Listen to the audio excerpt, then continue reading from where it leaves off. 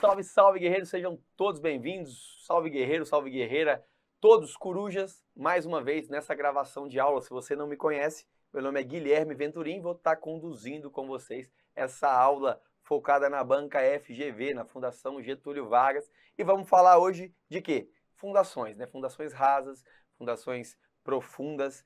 Vamos contar um pouco sobre os principais tipos de fundação. Vou trazer para vocês, obviamente, as principais fundações, principalmente no que tange a banca FGV, e a gente vai também fazer alguns comentários pontuais ao longo da aula, como eu sempre disse, sem esgotar o tema, mas trazendo sempre o que é relevante quando o assunto é fundações. Se você ainda não me conhece, meu nome é Guilherme Venturim e vamos falar hoje sobre obras de edificações, fundações superficiais e fundações profundas. Começando com uma questão aqui da Fundação Getúlio Vargas, né? Pela ironia, Fundação FGV, falando de fundações, PC Rio de Janeiro, Perito Criminal 2021. Com relação à execução de fundações rasas, trata-se de um procedimento correto. Vamos lá, alternativa A. Caso se utilizem de equipamentos mecânicos, a escavação da cava deve ser paralisada exatamente na cota de assentamento das fundações, com uma tolerância de 5 centímetros. Quando eu faço fundações aí com equipamentos mecânicos, né? Será que é isso mesmo? Será que é 5 centímetros? Vamos lá, vamos ver a próxima.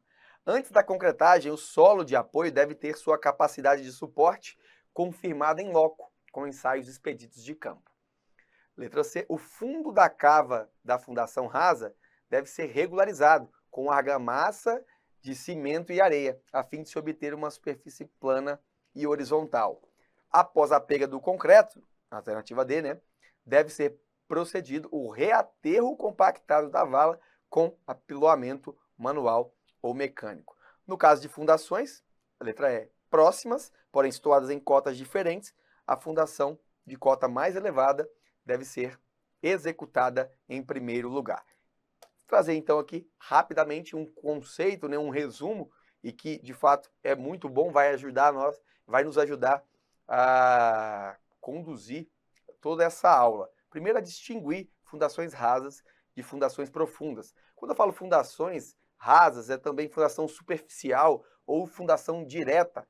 Aqui a gente pode tratar de fundação direta, fundação superficial. Mas se for entrar no mérito, tem muitas questões, muitas bancas, né, na verdade, mas isso pouco se vê em prova, que vai tratar de tubulão como uma fundação profunda direta.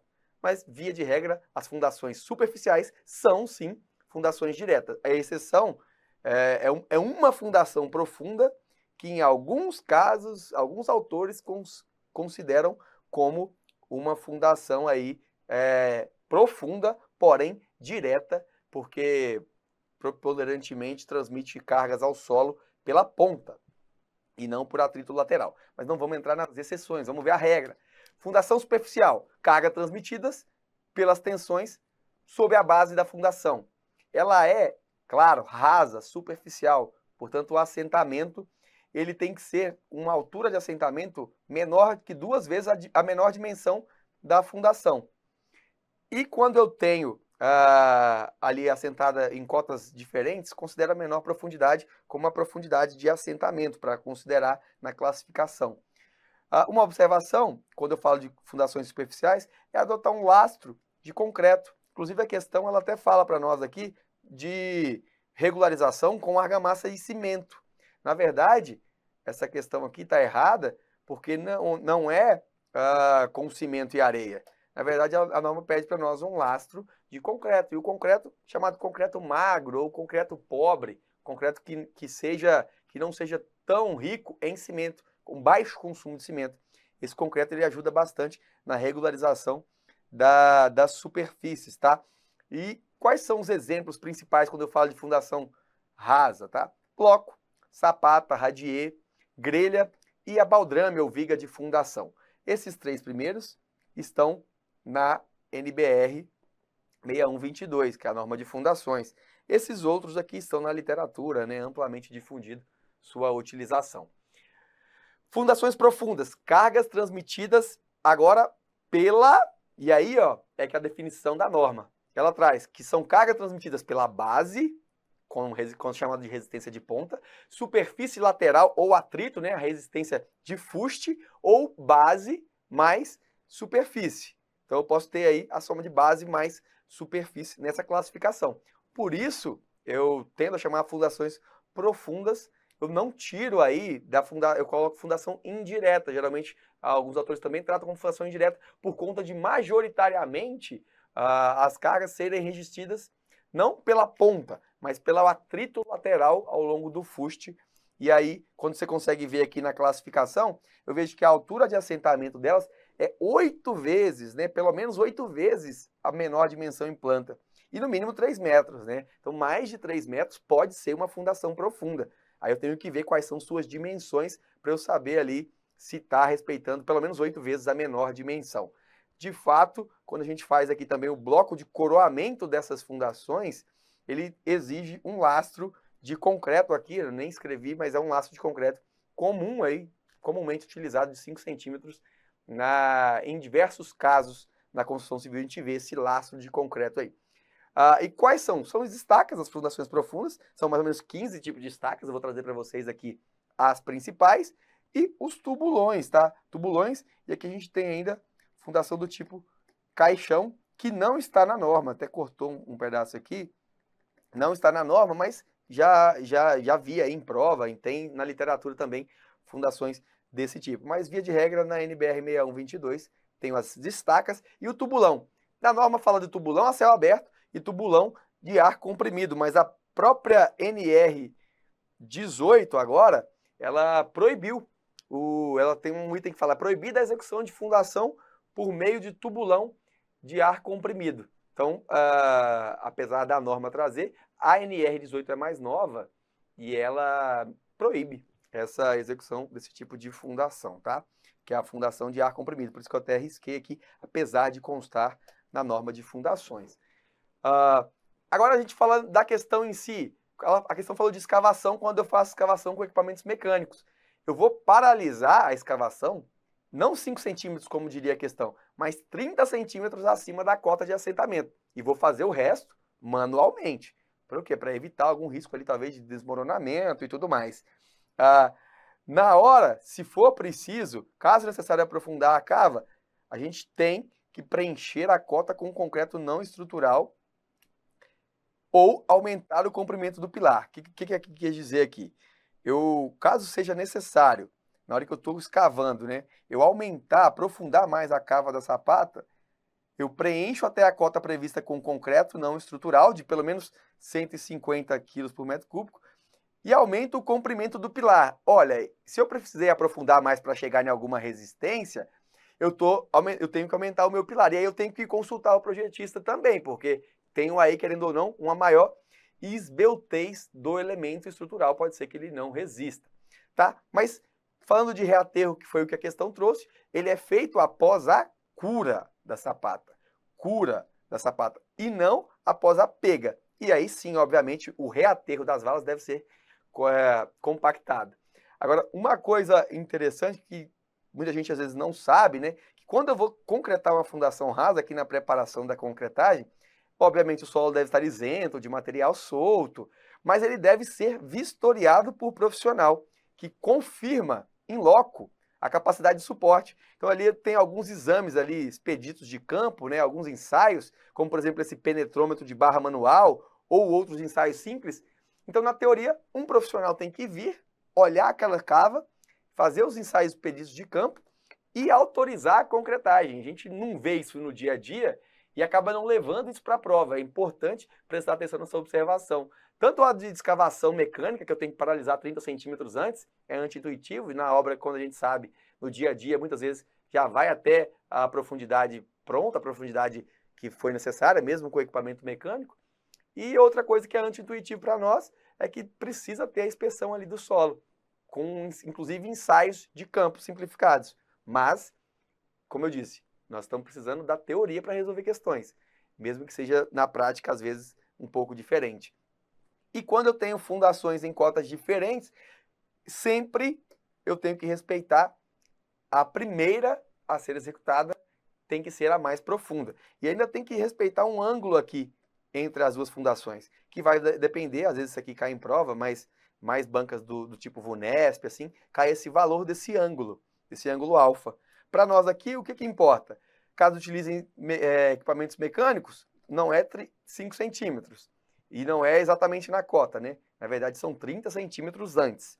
Aqui, tudo bem, perfeito, é o nosso gabarito letra B. Agora aqui o fundo da cava é regularizado com argamassa de cimento, não é com um concreto, né, magro. A próxima questão aqui, após a pega, na letra D, deve ser procedido o reaterro, não é após a pega. Se a gente for conferir aqui, após a cura da sapata, né? Então, a gente vem aqui, no caso de fundações próximas, cotas diferentes, a mais elevada é executada primeiro? Não, é a mais profunda. Então, corrigimos aqui, item por item, porque eu acho importante essa introdução sobre fundações. Deixa eu ver se tem mais alguma observação aqui. Não, é isso. Vamos lá, próxima questão. Assembleia Legislativa de Rondônia. Antes da execução de um bloco de fundação, é comum lançar uma camada de concreto de regularização, de pequena espessura. Acabamos de falar sobre isso. O material utilizado nessa camada é denominado de concreto. Aí o concreto magro, a gente fala que é o que faz esse preenchimento aí, né? Temos aqui as alternativas. Concreto ciclópico, é aquele concreto que a gente usa pedra de mão, né? Que tem uns agregados maiores, matacão, é um pouco diferente. Não é o concreto convencional, inclusive está em desuso esse concreto ciclópico. Utilizava-se bastante quando você precisa de obras de gravidade, e aí você precisava de volume, né, de peso, então não tinha tanta resistência envolvida, colocava-se pedra de mão, concreto com matacões, hoje tem caído em desuso.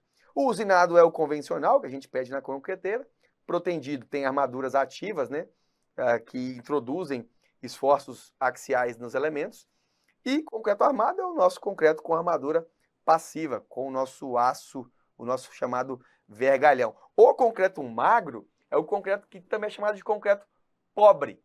É o concreto que tem pouco consumo, baixo consumo de cimento em relação aos agregados. Ele é utilizado muitas vezes para regularização, né? Homogeneização das superfícies que vão receber concreto, ou também para preenchimento, quando a gente vai envelopar instalações, tubulações de impermeabilização ou alguma coisa que eu quero oferecer proteção mecânica, eu coloco um concreto magro, com baixo consumo de cimento, que é um concreto mais barato. E aí ele vai evitar, aí, quando a gente faz essa camada de concreto de regularização, evitar a perda do traço, perda de água, né? Para o traço não perder água para o solo, a gente coloca esse concreto, ele também não vai contaminar, caso seja um solo com algum sulfeto, algo que possa contaminar, e enfraquecer o concreto. Então é bom, regulariza, mantém o cobrimento, ajuda na conservação do traço original, né? Não perde água para o solo, e também protege os elementos estruturais contra possíveis agentes agressores constituídos no solo, onde a gente vai ter essa concretagem. Então, basicamente aqui, óbvio, concreto magro é o nosso gabarito, o concreto de baixo custo, magro, ou também chamado de concreto pobre. Próxima questão. Em uma obra de viaduto, através de sondagens de solo, o projetista verificou a necessidade de utilização de fundações profundas. As opções a seguir representam exemplos de fundações, à exceção de uma delas. Quem é? Estaca. Tem o nome de estaca, já sei que é profundo.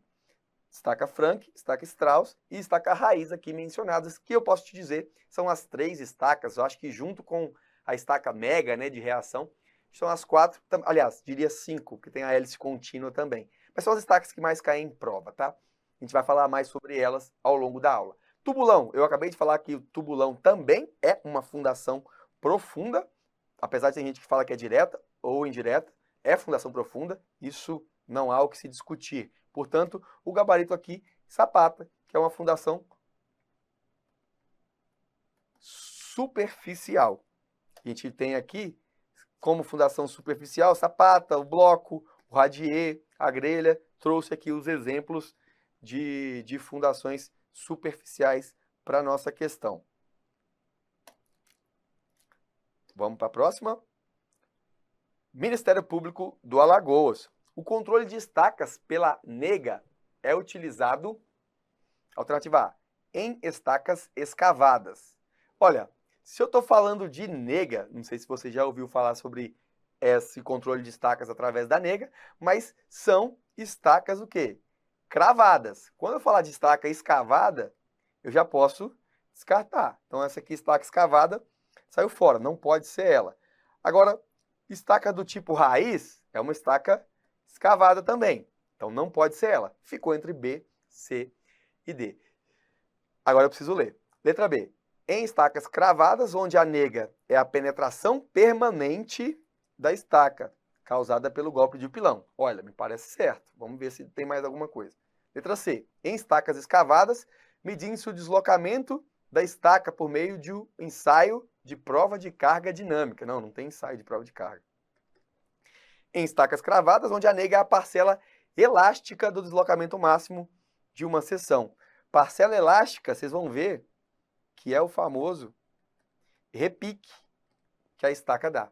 Se você não conhece ainda, a nega é realmente isso, pessoal. É a medida da penetração permanente de uma estaca, causada pela aplicação do golpe de um martelo ou de um pilão, né? Está sempre relacionado com energia de cravação. Aí a gente, como ela tem uma pequena grandeza, né, esse deslocamento, a gente mede isso daí com uma série de 10 golpes. Mas veja como é feito o ensaio, o acompanhamento, né, o monitoramento. A nega é simplesmente essa parcela que fica. Quando eu dou um golpe, ele tem aqui geralmente a marcação aqui, quando é manual, tem um gabaritozinho, o agente põe um lápis e tem um mapinha, né, um papelzinho colado na estaca. Quando eu dou o golpe, ele causa aquele repique, aquele deslocamento alto, mas é uma parcela elástica. Se é elástica, consequentemente, ela é devolvida, né, a deformação que ocorre quando cessa o impacto, ela retorna à posição original e tem uma parcela plástica, né, ou enfim, é que a gente chama de nega, que é a penetração permanente. Eu poderia falar que seria a deformação plástica do solo, enquanto o repique fica na deformação elástica. Então, isso daqui, essa energia de deformação é devolvida quando eu cesso o impacto. E essa nega é a deformação permanente. Como ela é bem pequena, em geral a gente fala essa medida numa série de 10 golpes e vê o quanto que deu de medida da nega, tá? O repique, em cada golpe aí eu consigo mensurar mais ou menos a parcela do repique. Cota de arrasamento, só por questão que pode ser que venha em prova também, é o nível em que deve ser deixado o topo da estaca, de modo a possibilitar que o elemento e sua armadura penetrem num bloco de coroamento. Então eu tenho aqui uma cota de arrasamento, porque depois aqui são várias estacas e vem por cima um bloco. Só que cuidado, tá, gente? Esse bloco aqui é o bloco de coroamento e não o bloco conhecido como fundação rasa, que é um bloco em concreto, simples, que não tem nem armadura, inclusive, e é bem, assim, eu diria que quase não é utilizado pela baixa resistência, mas existe o bloco, só para ficar claro, o bloco, que é um tipo de fundação rasa, assim como sapata, como radier, existe o bloco, só que lá ele é um concreto simples, ele não tem armadura, o próprio concreto resiste bem ali nas condições onde é aplicado a fundação do tipo bloco. Existe o bloco de coroamento. O bloco de coroamento, ele, por ironia, né, tem o mesmo nome de bloco, mas é de fundação profunda. Ele coroa, ele une diversas estacas. Por quê? Cada estaca tem uma capacidade de carga tal que, para alguns pilares, para distribuir no solo algumas cargas, eu tenho que utilizar mais de uma estaca. Então eu cravo diversas estacas e faço um bloco de coroamento, aqui nesse caso. E aí cada estaca fica, na verdade, ela termina no seu nível, sua cota de arrasamento, onde dali para cima, para unir todas aquelas cabeças de estaca, digamos assim, vem um bloco de coroamento, tá bom? Então, acho que é isso. E vamos para a próxima questão aqui. Claro que eu já tinha marcado o gabarito da questão, letra B. Nega é a penetração permanente da estaca, causada pelo golpe do pilão. Próxima questão. No modelo FGV que gosta de continhas, por isso você precisa estar sempre preparado para elas. Uma sapata quadrada recebe de um pilar 30 por 30 uma carga de 1.800 kN. Sabendo que a taxa admissível do solo é igual a 0,3 MPa e que o concreto terá um FCK de 20 MPa, o valor mínimo do lado da sapata será. Então, olha, eu tenho as dimensões aqui do pilar. Então, aqui a gente tem um pilar. Eu sou péssimo de desenho, mas está mais ou menos isso. Mais ou menos isso daí, que vai chegar numa sapata.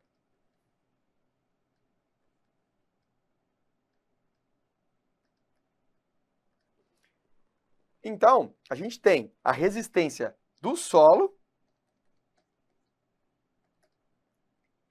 Ficou péssimo aqui o desenho.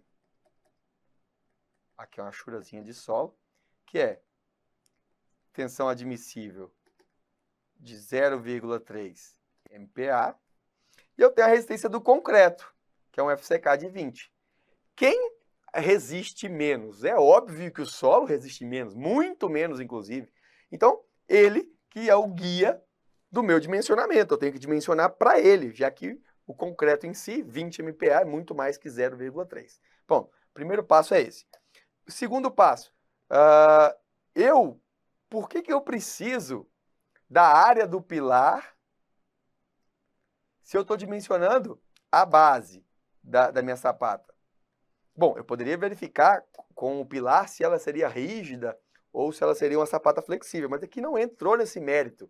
A questão simplesmente quer que eu calcule se a tensão atuante, que é igual a força sobre área, muito simples, tem que ser menor que a tensão admissível. Admissível aonde? No solo, já que tem a menor resistência entre os dois, entre concreto e solo, solo menos resistente. 99,9% das vezes vai ser o solo que vai editar o dimensionamento geotécnico ali da sapata, tá? E aí, tensão admissível, então, tem que ser maior ou igual a força sobre área. Se eu faço isolamento aqui da área, eu vejo que é força sobre tensão admissível. Fiz aqui a conversão, que é o 0,3 já transformei em kilonewtons. Deu uma área de 6 metros quadrados, obviamente, com o lado L, já que a sapata é quadrada, raiz de 6, aí aquela maravilhosa, né? Coisa que todo mundo sabe. Qual é a raiz de 6? 2,45, óbvio. 2,44, alguma coisa que aqui não vem ao caso. Apesar de brincar aqui agora, é interessante. Tem gente que decora raiz de 2, raiz de 3, raiz de 6 é um pelo outro, né? Mas eu acho que é melhor você ir assim, 2 não é, 3 não é, tentar para fazer com 2,5. Realmente, eu não decoro esse tipo de coisa, eu faço por aproximação na hora da prova. Aqui eu já trouxe o resultado meio que exato para vocês, mas o gabarito dessa questão é a letra D, 2,45. Próxima questão, com relação ao estudo da programação de sondagens de simples reconhecimento do solo para fundações de edifícios, leia o fragmento a seguir. Nos casos em que não houver ainda disposição em planta dos edifícios, como nos estudos de viabilidade ou de escolha de local, o número de sondagens deve ser fixado de forma que a distância entre elas seja de x, com um mínimo de y sondagens. Assinale as opções cujos itens completam corretamente as lacunas do fragmento. Veja, aqui está claramente falando de sondagem, investigação de solo. Eu vou trazer a teoria para vocês antes de resolver a questão. Porque aqui é bastante importante, porque eu vejo que a sondagem, o SPT, na sondagem que a gente usa como padrão, ela é especificada pela NBR 6122, quando ele fala assim, olha, sondagem à percussão é obrigatória para qualquer edificação, veja bem, obrigatória para qualquer edificação, fazer uma programação de sondagens e executá-la de modo que eu consiga ver, né, primeiro, programação de sondagem e segundo, a sondagem em si, de fato, para ver a estratigrafia do solo, a classificação do solo, né, em relação ao material que a gente tem nessa norma NBR 6502, que tem uma classificação tátil visual do solo. A posição do nível d'água, o SPT também consegue nos dar, e, obviamente, o índice de resistência à penetração, que é o NSPT, que é o objetivo, assim, a critério de resistência, é o que a gente quer obter com o ensaio de sondagem.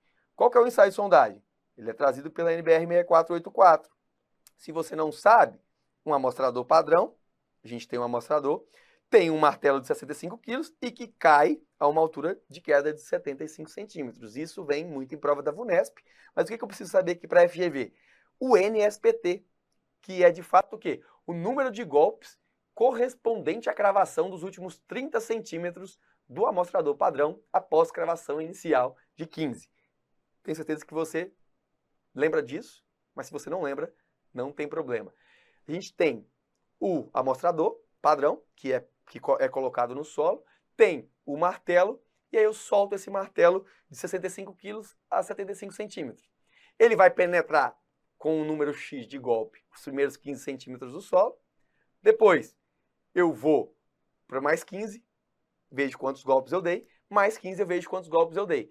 As duas últimas sequências de 15 centímetros, eu pego essas duas últimas sequências, vejo quantos golpes eu dei em cada um, e o meu NSPT é exatamente a soma do número de golpes que eu dei nas últimas duas camadas de 30 centímetros. Então, o amostrador padrão, ele vai começar a ser cravado, né, com os golpes com 45 centímetros. Ele tem 45 centímetros de cravação. Os primeiros 15 eu vou descartar. Esse número, quantos golpes eu dei nos primeiros 15, não faz diferença para o NSPT. E depois o segundo lance de 15 e o terceiro lance de 15, eu sim vejo então quantos golpes eu dei.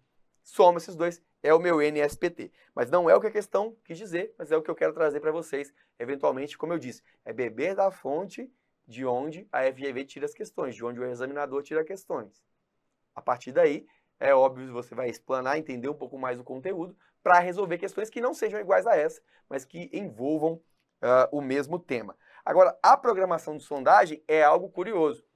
Quando eu tenho a norma, né, de fundação, a NBR 8036, que fala dessa programação, ela fala basicamente o seguinte: olha, eu preciso do projeto, eu pego o projeto e eu vejo qual é o tamanho de área em planta, não é área construída, é área em planta. Se eu olho de cima, eu tenho que ver a área que ele está dentro do lote. Se eu tenho uma área de projeção em planta até 200 metros quadrados, faço 2 furos de sondagem. Até 400 metros quadrados, faço 3 furos de sondagem. Até aí não tem problema. A interpretação ela começa a valer daí para frente. Entre 600 e 1.200 metros quadrados, o que a norma fala? Ela fala que eu faço um furo a cada 200 metros. Então, se eu tenho 800 metros quadrados, 4 furos. Fácil. Se eu tenho 1.000 metros quadrados, 5 furos. Fácil. 1.200 metros quadrados, 6 furos. Fácil. Agora, quando eu tenho intermediários, digamos que eu tenha 1.100, não é 1.000 para ser 5 furos e não é 1.200 para ser 6. Fica nesse intermediário.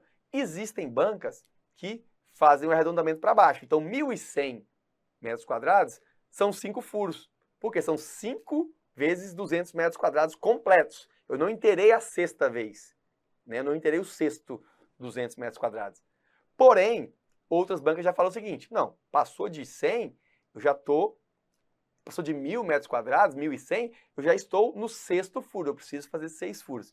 Isso não é pacífico ainda no mundo dos concursos, eu tenho que ver a questão da banca. Como eu não achei nenhuma da FGV que entre nesse mérito, e é o que a maioria das bancas faz, ela usa múltiplos de 200, quando eu estou falando entre 600 e 1.200 metros quadrados, para dar valores inteiros. Mas já temos aí uma literatura, inclusive de 2020, que recomenda que quando dê, por exemplo, 4,2 furos, eu adote 5 furos. Mas algumas bancas ainda não aceitam isso. Regra entre 600 e 1.200. É a área dividida por 200. Ou seja, um furo a cada 200 metros. Regra entre 1.200 e 2.400 metros. Para os primeiros 1.200 completos, são 6 furos. Agora, a diferença da área menos os primeiros 1.200, ou seja, a cada 400 metros quadrados, é isso que essa expressão quer dizer, cada 400 metros quadrados que excedam 1.200, eu faço um furo adicional. Lembrando de sempre arredondar para cima caso dê fração, porque eu tenho esse livro como referência para entrar com recurso. Agora, se eu tenho questões antigas da banca que fazem um arredondamento para baixo, ou seja, só consideram os números quando eles estiverem inteiros, 1.100 para a banca seria 5 e não 6, vale a pena ver nas questões. Aqui a FGV não entra nesse mérito, mas ela usa, inclusive, a parte quando eu não tenho planta, eu não tenho projeto, a planta ainda não foi desenvolvida. Aí eu pego o terreno, então, e eu tenho que ter no mínimo 3 furos de sondagem, e a distância máxima entre essas sondagens tem que ser de 100 metros. E é isso que responde a minha questão. Olha, nos casos em que não houver ainda a disposição em planta do edifício, como nos estudos de viabilidade ou escolha de local, o número de sondagens deve ser fixado de forma que a distância máxima entre os furos seja de 100 metros, com um mínimo de 3 sondagens. Então, é isso. A parte teórica foi o que eu coloquei e o que a FGV cobrou não entrou nem na discussão de que outras bancas eventualmente entrariam. Vamos para a próxima questão, então. FunSaúde Ceará 2021. Relacione os principais ensaios de campo que devem ser realizados para a elaboração de um projeto de fundações, com suas respectivas finalidades, conforme a BNT 6122. Tem aqui o ensaio de palheta, o ensaio de placa e o ensaio pressiométrico. Ora, esse ensaio de palheta, eu digo para vocês que ele está sempre caindo em prova. Sempre, seja qual for a banca, eu diria que é um ensaio assim mais utilizado, que mais cai em prova. E eu vou trazer esses 3 ensaios aqui para vocês antes de ler as alternativas. Quando eu falo de investigação geotécnica, não tenho só esses 3 ensaios aqui, mas eu trouxe eles como um dos principais e com destaque para o Vane Test, ou ensaio de palheta, que ele serve para quê? Para determinar a resistência ao cisalhamento não drenada de solos moles. Isso você vai sempre ouvir falar, de solos argilosos ou resistências ao cisalhamento não drenada de argilas. Muitas vezes você vai ouvir falar nesse ensaio, que nada mais é do que uma palheta, que é esse elemento aqui, introduzido no solo e aplica-se ali a rotação, né? Um torque neste elemento. O que é um solo mole, Guilherme? Resistência ao cisalhamento de solos moles. São solos argilas, né? Ou siltes argilosos, onde na própria classificação de NPT, ela tem um NSPT menor ou igual a 5. Ou seja, o número de golpes, né, para cravar os últimos 30 centímetros do amostrador padrão é menor ou igual a 5, ou seja, um solo muito mole. Eu dei 5 golpes e já cravei 30 centímetros. Até 2, o NSPT até 2 é um solo muito mole. Até 5, a NBR, se você quiser conferir, é a NBR 6484, até 5 ela chama de solo mole, mas até abaixo de 2 ela chama de solo muito mole. Então, esse ensaio é o mais comum em prova. Tá bom. Qual é o outro ensaio que eu falei aqui na questão? O ensaio de placa, que ele é nada mais é do que uma prova de carga direta sobre o terreno. Fundações o quê? Rasas, ele vai aplicar aqui, ó, tá atirantado e tá aplicando carga numa placa de base, por isso o ensaio de placa, seja ele por tirante, seja ele por acréscimo de massa aqui, né? A gente introduz o peso para fazer o ensaio. Vou medir tanto a deformabilidade quanto a capacidade de carga. Agora, Guilherme, qual a diferença então do ensaio de placa para o ensaio pressiométrico, que é o PMT? Ele, na configuração, é completamente diferente. É um cilindro, é esse cilindro aqui, que muitas vezes a gente chama esse ensaio de PMT ou ensaio pressiométrico de Menard. Mas o ensaio de Menard em si é quando eu tenho um furo prévio. Tem uma outra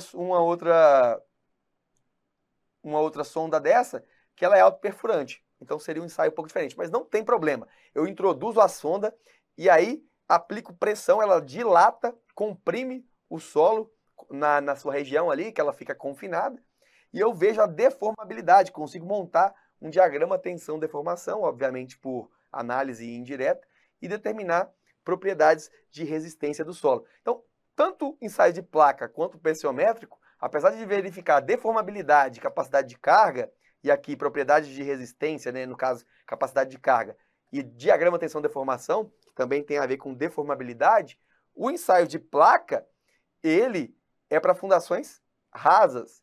Então, por isso, o ensaio de placa tem que vir aqui, número 2. É o ensaio com o objetivo de caracterizar a deformabilidade e a resistência de fundações rasas. Agora, o próximo é o ensaio que permite obtenção de propriedades de resistência, mais uma vez, e tensão-deformação do material. Esse é o meu ensaio pressiométrico. E, por último, o ensaio mais cobrado aí quando o assunto é fundações, que é um ensaio de resistência ao cisalhamento não drenado de solos moles. Nada mais é do que o meu número 1, ensaio de palheta. Por isso o gabarito aqui, alternativa C. Bora para a próxima questão. Uma fundação profunda moldada em loco é executada mediante a introdução no terreno por rotação de um trado. A injeção de concreto é feita pela haste central do trado, simultaneamente à sua retirada. A armadura é sempre colocada após a concretagem.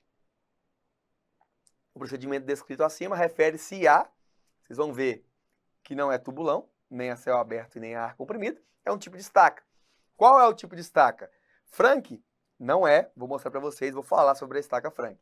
Estou em dúvida entre hélice contínua monitorada e estaca raiz. Vamos lá, fundação profunda, as duas são fundações profundas. Executada mediante a introdução no terreno por rotação, também as duas têm essa mesma configuração.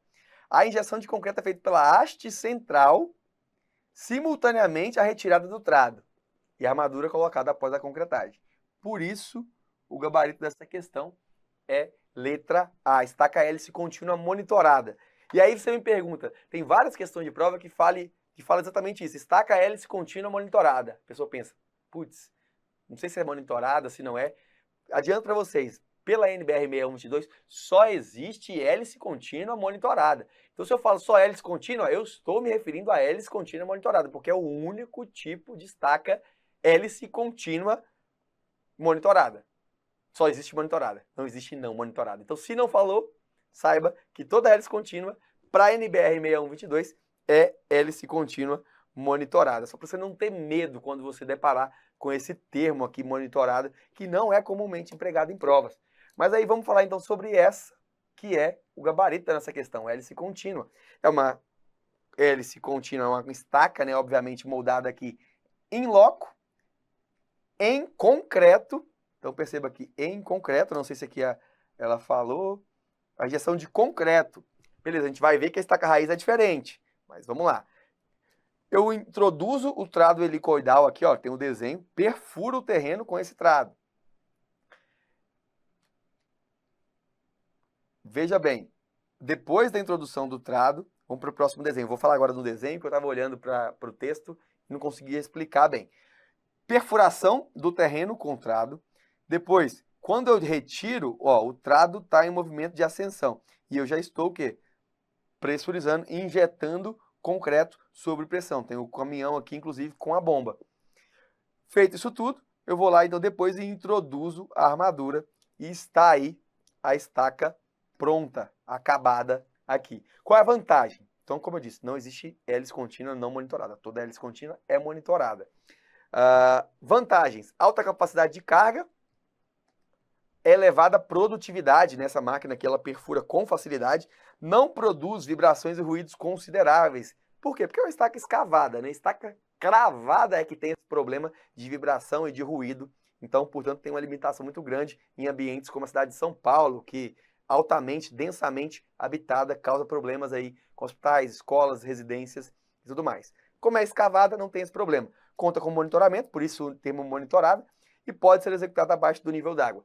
Não é indicada para matacões e rochas, são as desvantagens. A gente vai ver que nesse caso aqui é mais um caso onde a gente entra com a estaca raiz, tá? Mas não vou entrar no mérito dela agora. Exige áreas planas para poder entrar com o equipamento e uma central de concreto. São muitas vantagens, né? A estaca hélice contínua é, acho que, a mais utilizada hoje em dia. Não sou geotécnico nem especialista em fundações, mas eu diria que ela é muito utilizada, se não a mais utilizada hoje, junto com a estaca raiz. Portanto, também vem bastante em prova, né? Prefeitura de Salvador agora, nossa próxima questão. A partir dos procedimentos executivos para estacas raiz determinadas pela NBR 6120, Projeto de Execução de Fundações, analise a afirmativa a seguir. São moldadas em loco, armadas em todo o seu comprimento. Veja, nós estamos falando agora de estaca raiz. São moldadas em loco em todo o seu comprimento. O furo é preenchido com argamassa mediante bomba e injeção. Não deve ser executada em solos muito duros ou muito compactos, ou quando houver ocorrência de matacão. Olha, Inclusive aqui até aparentemente aqui tem um erro de digitação, porque fala aqui um somente, dois somente, essa daqui seria um e dois somente. Vamos então ver essa estaca raiz, para você entender a diferença dela para a estaca, por exemplo, a estaca que a gente acabou de falar que é a estaca hélice contínua. Ela é integralmente armada, tudo bem, hélice contínua também, mas ela é preenchida com argamassa. Lá na hélice contínua era preenchida com concreto, moldada em loco, também é moldado em loco. Lá tem um trado helicoidal, aqui tem uma perfuratriz, uma perfuração.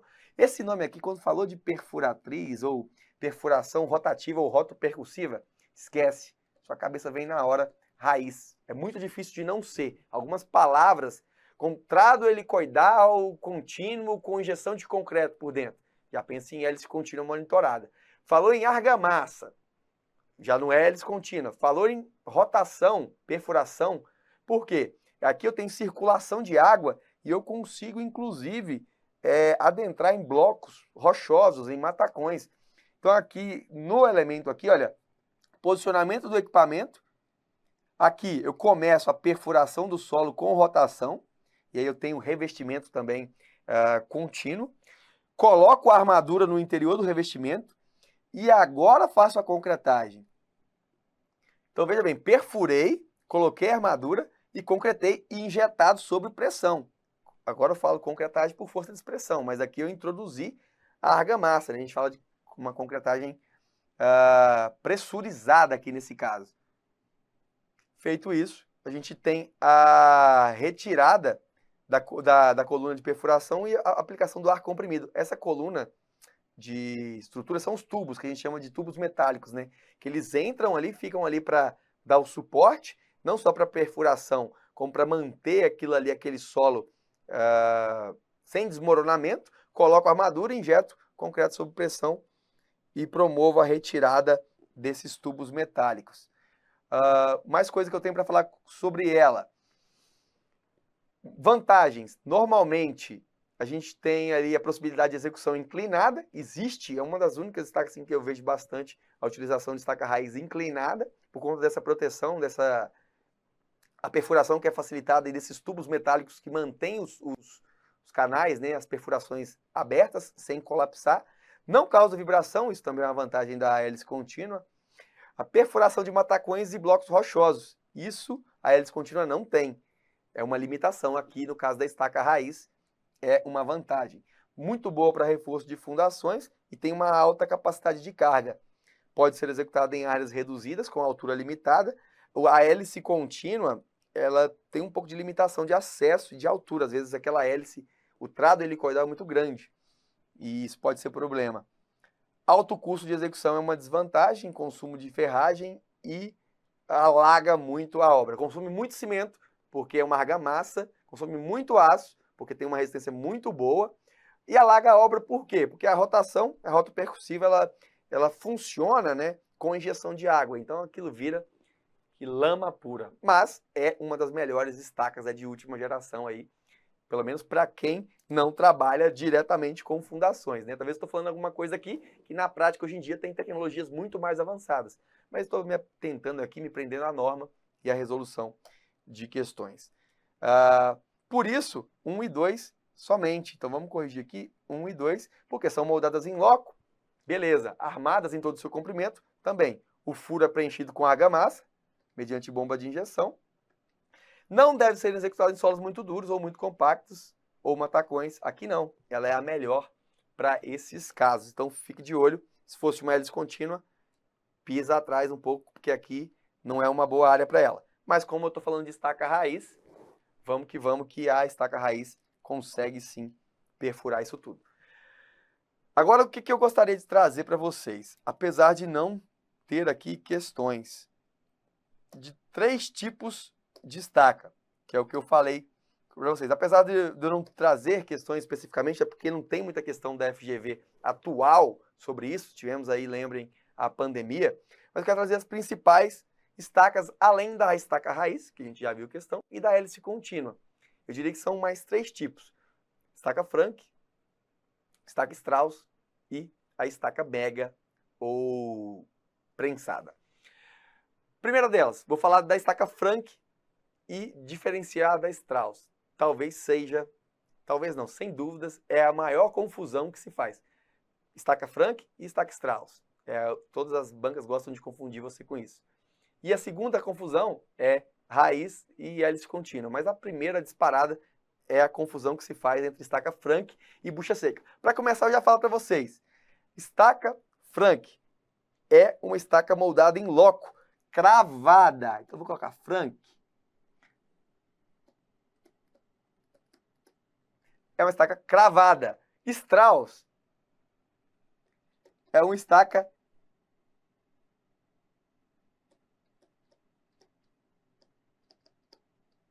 minha letra aqui ficou péssima, mas é uma escavação que se faz. Ela é uma estaca considerada uma estaca escavada, tá?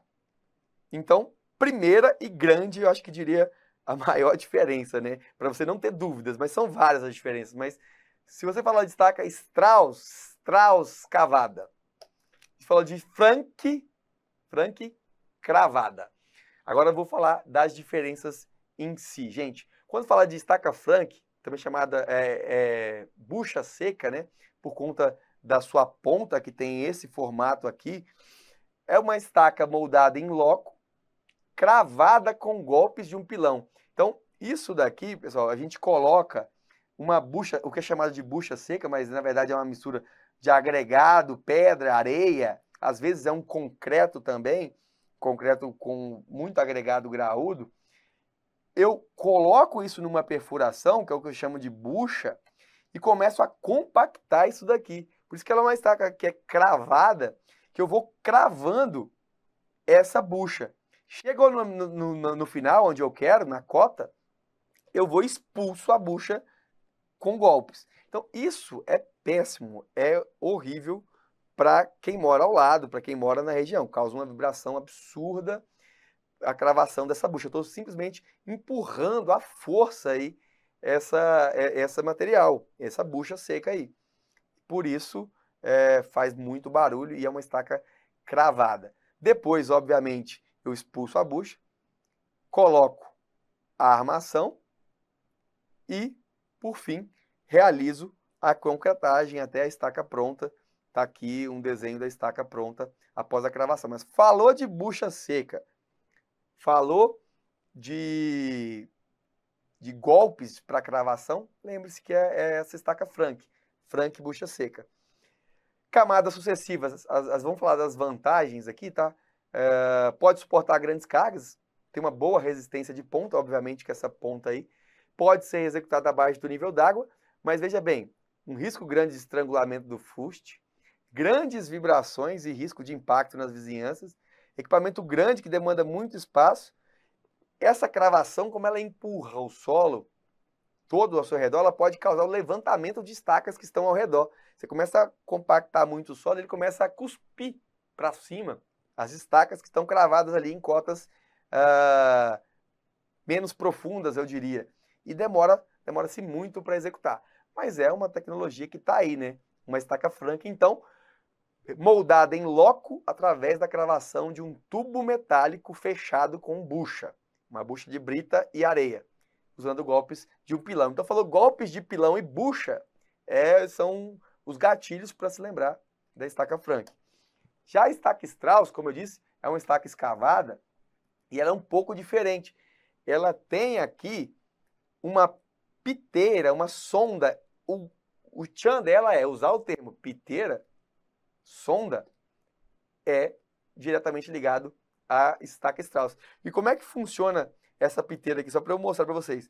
Ela adentra no solo, quando ela sofre o golpe, e na hora que ela levanta, ela traz um pouco de areia. Então, olha como é que é o sistema aqui dessa. Ela tem tipo uma portinhola aqui, uma portinha, que para baixo entra bem.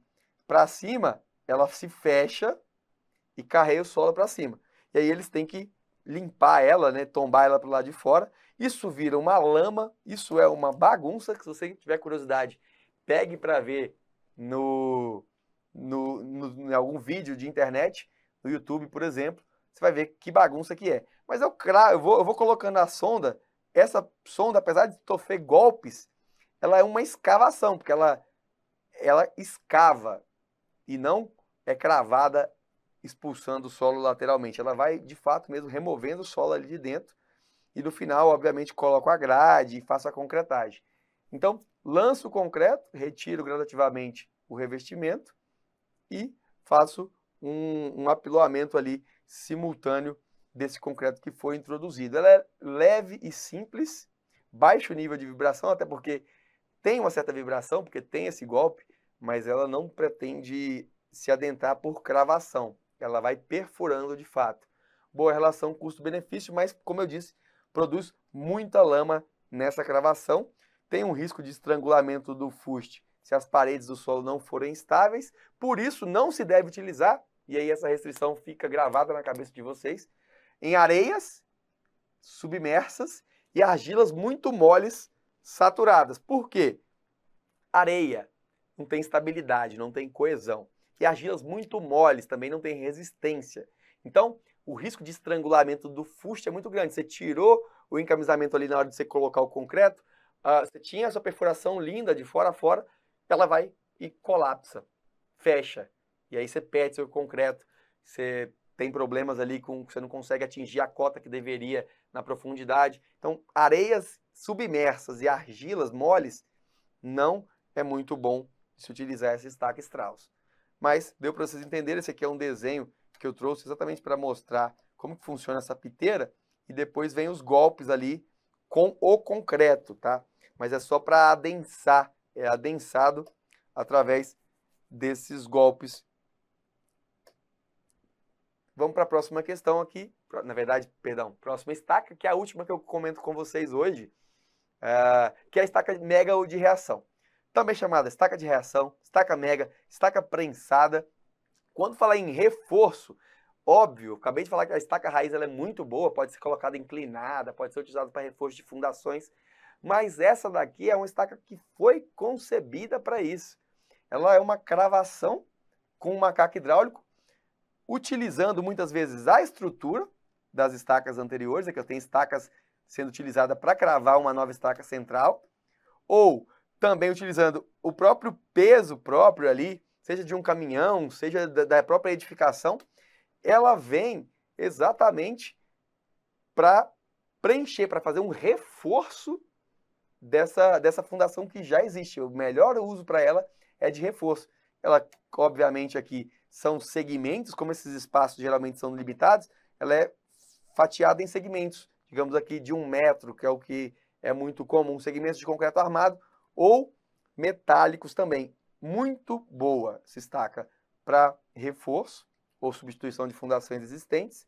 Patologia que eu tenho, não quero demolir a casa, está com muita patologia, muita trinca. Eu faço recuperação do sistema de fundações e aí deforma menos, né? Eu tenho menos problemas de recalque, portanto, consigo conservar sem ter que demolir a edificação. Ela não é cravada por impacto, mas ela é uma estaca cravada. Como que não tem impacto? Porque a gente tem um macaco hidráulico que é introduzido nesse ponto. E aqui, pessoal, deixa eu mostrar para quem não está vendo, aqui é onde ele utiliza a estrutura pré-existente, no caso aqui a edificação, como reação, e introduz ali, então, a pressão, né, naquele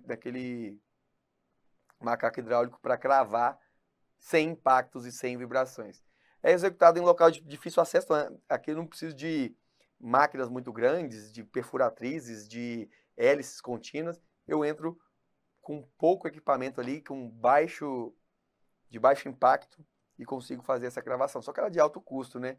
E tem um tempo demorado aí de cravação, porque tem que ir penetrando no solo de pouco a pouco. Tem um desenho aqui, isso aqui é o macaco hidráulico, isso aqui é a estaca que está sendo cravada, isso aqui é a estaca existente.